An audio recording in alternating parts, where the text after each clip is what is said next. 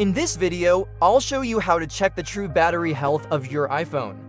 Start by opening the Settings app, scroll down and tap Battery, then tap Battery Health. Here, you'll see a reading saying normal with a max capacity of 100%.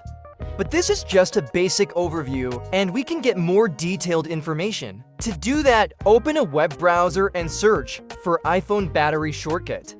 Go to the Pay It Forward website and download a free shortcut.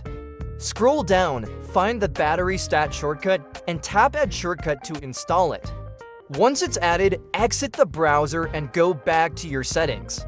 Now, scroll down and tap Privacy and Security, then scroll again to find Analytics and Improvements. Tap Analytics Data at the top. Next, select the most recent file that starts with Analytics dash followed by a date.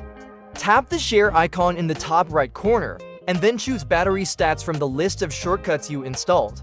The shortcut will run, and you'll see that when the battery was new, its capacity was at 96.5%.